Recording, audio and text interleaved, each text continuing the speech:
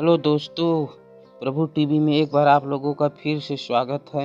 दोस्तों, मैं आपको बताऊंगा बुद्ध के जन्म की कहानी। बुद्ध किस प्रकार से उत्पन्न हुए, किसके पुत्र है, वो सब बताऊंगा। इससे पहले चैनल को सब्सक्राइब कर ले, बेल आइकन को प्रेस कर दे। दोस्तों, चलते हैं वीडियो पर।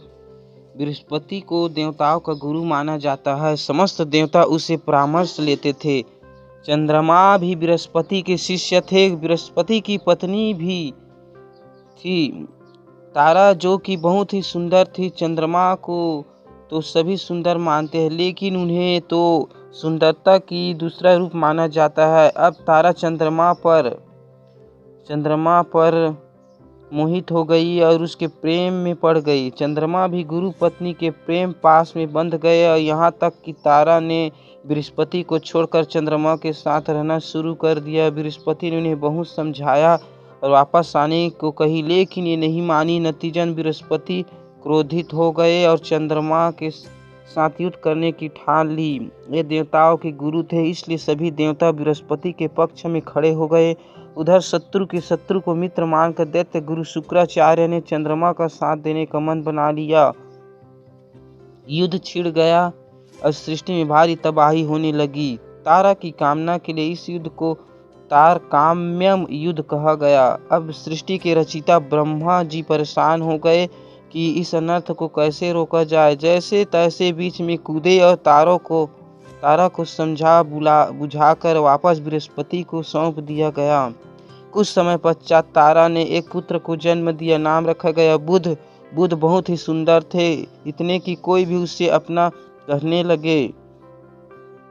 बृहस्पति चूंकि तारा के पति थे, उनके अपना कहना स्वाभाविक था, लेकिन चंद्रमा ने भी बुध को अपना पुत्र होने का दावा किया। बृहस्पति और चंद्रमा के बीच एक बार फिर स्थिति तनावपूर्ण होने लगी। बृहस्पति और चंद्रमा के दावे के बीच तारा शांत खड़ी देखती रही। यह देखकर बुध भी भन्ना गए और क्रोधित होकर अपनी माता से सत्य बताने को कहा। मेरा पिता कौन है? तारा ने कहा कि तुम चंद्रमा के पुत्र हो।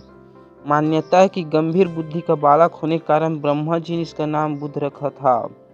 एक और कहानी है इस तरह है, लेकिन चंद्रमा अपने गुरु की पत्नी तारा पर मोहित हो गए, उसका अपहरण कर लिया।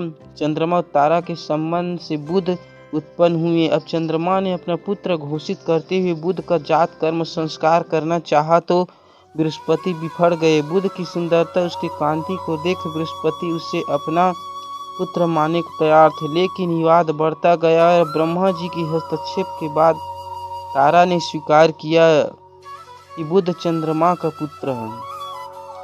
इस प्रकार चंद्रमा ने उसका नामकरण संस्कार किया और उसे बुध का नाम दिया गया। अब चंद्रमा ने बुध का लालन पालन अपनी प्रिय पत्नी रोहिणी को सौंप दिया। इस कारण बुध को रोहिणी भी कहा जाता है। चंद्रमा के गुण बुध में जन्मजात थे, तो बृहस्पति से उसे अपना पुत्र स्वीकार किया। इस कारण बृहस्पति के गुण भी बुध में सम्मिलित है। इस कारण बुध को गंधर्व विद्या का प्रणेता बुद्धि का कारण माना जाता है, लेकिन चंद्रमा ने तारा के साथ छल किया। इस कारण बुध को अपने पिता से नकारात्मक प्रभाव भी विरासत में मिले। जब सप्तम स्थान पर बुध स्थित हो, बुध को छल कपट करवाने वाला माना जाता है। दोस्तों, अगर वीडियो आपको अच्छा लगे तो सब्सक्राइब कर ले, बेल आइकन को प्रेस कर दे। देखने के लिए आप सभी को धन्यवाद।